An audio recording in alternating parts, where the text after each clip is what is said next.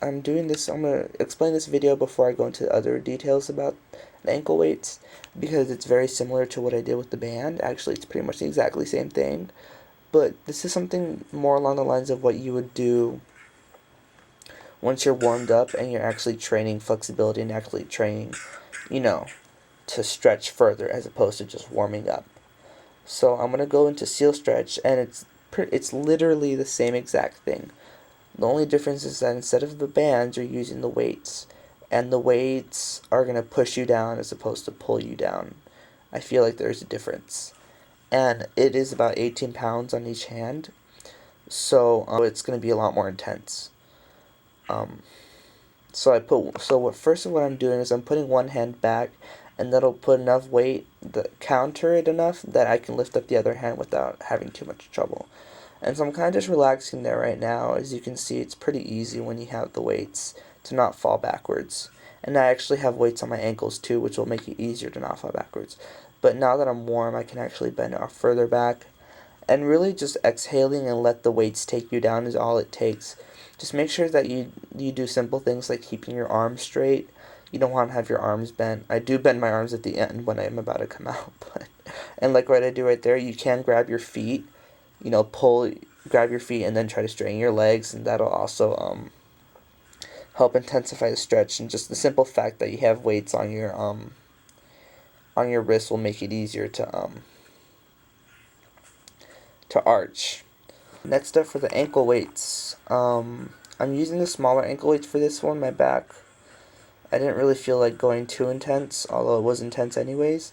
I'm specifically going into swan or chest stand or whatever from this position because it makes it easier for me to control the bend in my back as I lower, because I can do it slower, and that way the weights don't just force me to flop forward, as opposed to, rolling into it. As you can see, it was really easy to control, and that's a really good way of doing it. So I'm pretty much resting there right now. Usually the first thing I do when I have ankle weights is I'll just let my body relax. And as you can see, this part of my body right here is pretty straight. I'm bending very much at my lower back, which is the point of what I'm doing right now, to the point where I can lift up my chin like you just saw. That's how you know you're stretching your lower back, when there's so little weight on your upper that you can lift your head up like that. And then I'm straightening my legs. So straightening your legs is going to make the stretch in your lower back a lot more intense.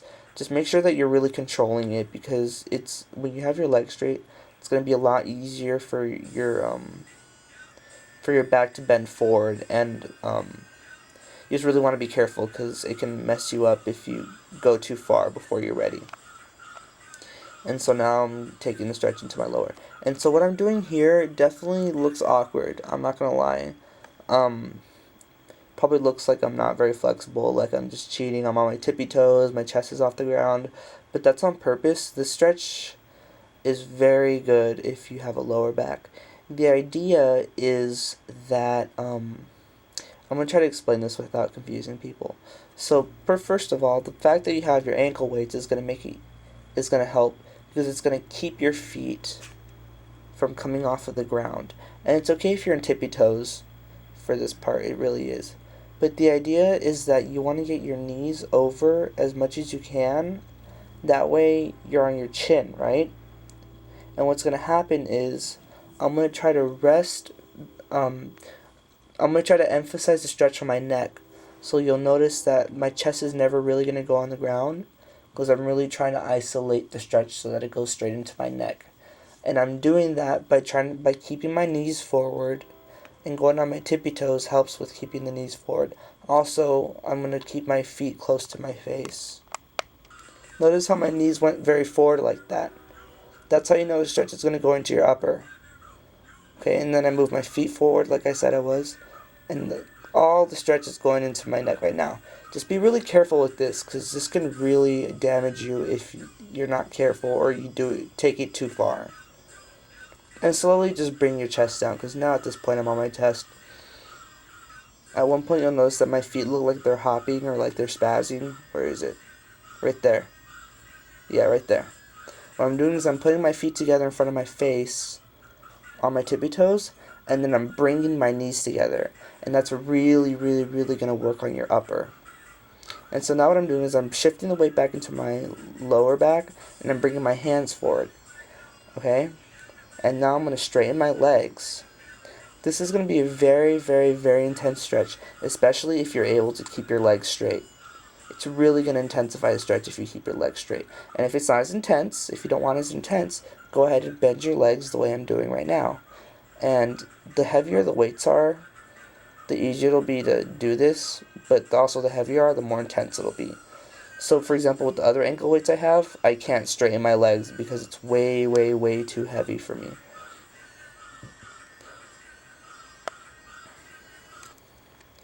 So that pretty much concludes all my analyses, or whatever you call it.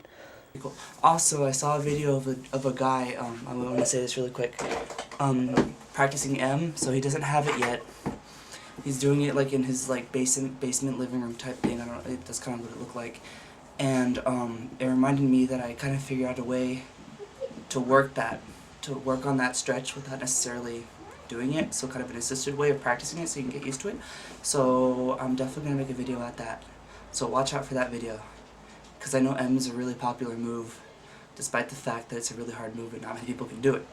So yeah, watch out for that video too.